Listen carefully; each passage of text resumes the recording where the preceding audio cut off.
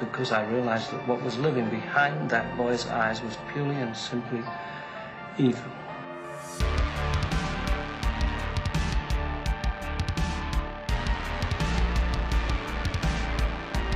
You thought the game was over, but it's only just begun. Advanced screenings of Thanksgiving have audiences screaming for seconds. It's a bloody blast and a new horror classic. Thanksgiving, rated R, November 17th. Well, to them, as grown known and safe, I hope everyone's having a fantastic day today. So we're going to be talking about, obviously, Thanksgiving, the new horror movie that is coming out this week. And I'm about to see this thing in theaters and really have a good time. And I hope everybody gets a ticket because this is something I've been waiting for a while. We really don't get Thanksgiving movies in general like this, and from director Eli Roth, that has done pretty much a lot of movies that I have loved over the years, like Cabin Fever, Hostel, and obviously my favorite, The Green Inferno, is probably one of the most gruesome movies I've ever watched and really enjoyed. So the little piece of information I definitely want to kind of bring to you guys is really about the main character of the Thanksgiving horror film, John Carver. As we all know, John Carver takes revenge on this little town, obviously from the events of a Right Mart, which is like another type of Sam's Club or a Walmart type store.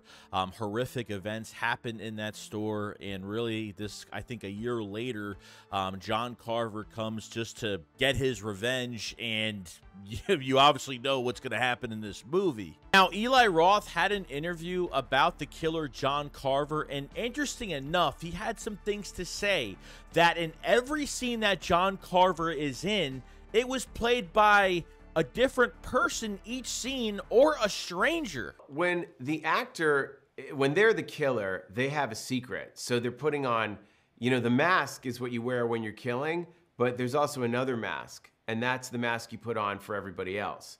So someone in the group is putting on a mask. So the question is, do we want to tip our hand to the audience or do we not? And you never do. So you should be surprised, but you should believe it and look back in retrospect and go, oh, that makes sense. That's why they did that. As far as the actor in the mask, when you're physically doing that stuff, I had a bunch of different actors do it because I didn't want you to be able to identify one person's body language. So I was like, okay, so today you're gonna play John Carver, and for this scene, you're gonna play John Carver. For this scene, you're gonna play John Carver, and then we're gonna have a complete stranger play John Carver. And so I completely mix it up. So if you're trying to watch the movie, guessing by the way, you know, they turn their head, and they saw, you know, what we wanted, they're all basing it on what we want that performance to be, the way John Carver looks around, the way John Carver holds the axe and runs. So I could direct all of them, but we had different people play John Carver so that the audience could never really identify them just by their body language. Now, this information is kind of telling me that we're going to find out maybe who John Carver is in this film. Now, I don't know if they're going to turn this into a trilogy or a 3-movie type thing, or maybe this is a franchise in the future, or maybe that, you know, Eli Roth is just making this a one movie type deal with this character. And I'm perfectly fine with that. Every slasher movie doesn't have to have 6-7 movies connected. But from what that's telling me, when they're using different people for each scene, different movements, and how, like, you will never know who this guy is in the film, that maybe a character that we meet in this film is John Carver behind the scenes. And, you know, Eli Roth kind of wants to keep that a secret, so you don't know the movements and the head turning and the way the killing is going. And, you know, it won't really point out too much on, you know, who it could be. So they kind of keep it a question mark throughout the film, and I guess we're just gonna have to figure it out. I never really thought that he would actually do this because, to be honest, like, I figured, you know, the person that is John Carver, or obviously would be either a stunt person or it would just be, you know, somewhat related to the height and weight of the person that, you know, is in the movie that we do see that maybe turns into John Carver behind the scenes. Not knowing that this person, whether it's one of the high school kids or whether it's somebody or a father or a son or somebody that's taking revenge from what happened in that Right Mart, you know, that we didn't know that that was that person all along. To keep that a big secret, I think, is awesome. That I never would have thought this would even happen in this direction of the killer itself.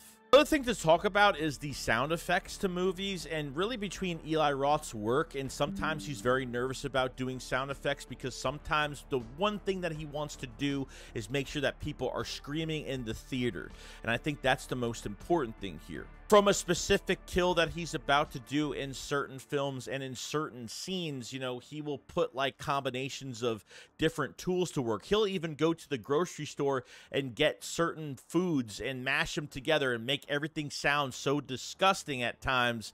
I mean, he likes to experiment with all this, and sometimes after he's done with the sound effects, he's worried of how fans will react, and then there's times where he feels like he needs to fix these sounds, like maybe he messed up the movie in some kind of way, whatever work that he is kind of filming at this point. Usually he goes with his gut instinct, and usually his gut instinct on how he does these sound effects is always like great, and it always works out. I really do like a director that takes a lot of pride and passion, and when it comes to gore, and Eli Roth is one of the masters at it. Last and final thing I want to talk about is seeing this movie in theaters. Eli Roth, I understand he's going to tell people to go see the movie. Obviously, he wants to make money from this movie. He wants it to be a huge success. He even said, you'll never forget moments when you see movies for the first time, especially gory slashers like this movie coming out this week. So other than that, I think we're going to have a really good time watching this film. I feel really good about it. I feel like there's a lot of good things that are going to come out of it. I hope it's just going to become one of my favorite horror movies, and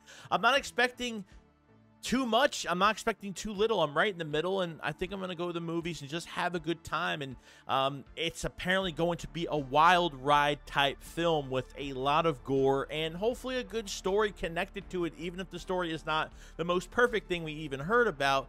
It's a Thanksgiving horror movie that we really don't get movies like this taking place during Thanksgiving. Usually it's Christmas, mostly it's Halloween, or on other days of the year. But for Thanksgiving and for a pilgrim horror icon that could be set and be somebody that, you know, this is a movie that we could be watching every Thanksgiving every year to celebrate the holiday.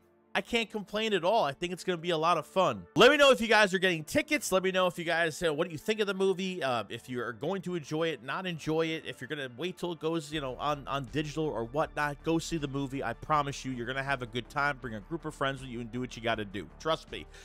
I am ready for this as much as you are, if you are ready to dive into this new slasher that I'm pretty excited about. Make sure you subscribe to the channel and like the video for more content going forward, and I will have my spoiler review only of the Thanksgiving movie as soon as I come out of theaters, and can't wait to talk about it with all of you guys. You guys have a fantastic day, and I'll see you guys on the next one. Remember, keep running. Peace out.